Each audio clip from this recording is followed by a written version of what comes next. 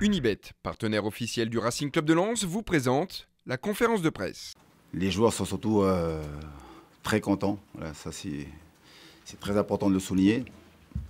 Et moi forcément, donc, de nous retrouver aujourd'hui à la veille de ce championnat, se dire qu'on joue en Ligue 1, vraiment, on est fiers de porter haut les couleurs de Lens. Alors je ne sais pas l'issue du résultat de demain, mais ce qui est sûr, c'est qu'on va tout faire pour faire un bon match, répondre présent, et puis essayer de ramener quelque chose de ce difficile déplacement de Nantes.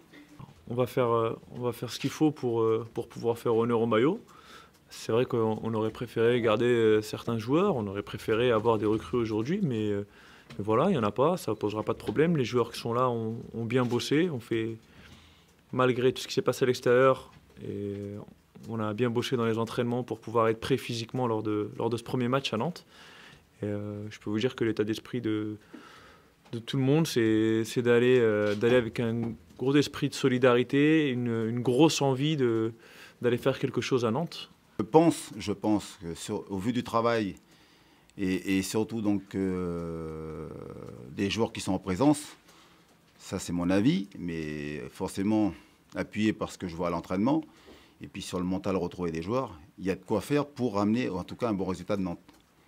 Après c'est vrai que je ne vous cache pas que si demain il y a des soucis parce qu'on a des blessés après le match ou il y a des suspensions, sur la durée ça peut être compliqué. Voilà. Mais sur les deux premiers matchs déjà, si on n'a pas trop de casse demain, entre le match de Nantes et la réception de Guingamp, il faut à tout prix qu'on essaie de tirer notre épingle du jeu et je vous le dis, ramener des résultats positifs. On connaît la personnalité du coach et puis de toute façon un groupe a toujours besoin d'un berger, de quelqu'un qui donne le ton. Et c'est vrai qu'on a pu le remarquer lors des deux derniers matchs amicaux. C'est vrai que la présence du coach nous apporte de la confiance, une certaine force aussi. Et on va s'appuyer sur cette solidarité, comme je disais tout à l'heure, pour pouvoir attaquer cette saison du mieux possible. Ils ont un effectif qui n'a pratiquement pas bougé. Ils ont une expérience d'une année qui est quand même importante.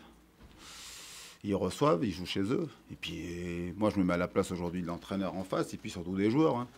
Ils doivent se dire, nous, on va accueillir une équipe de Lens moribonde, qui n'a rencontré que des soucis dans la préparation.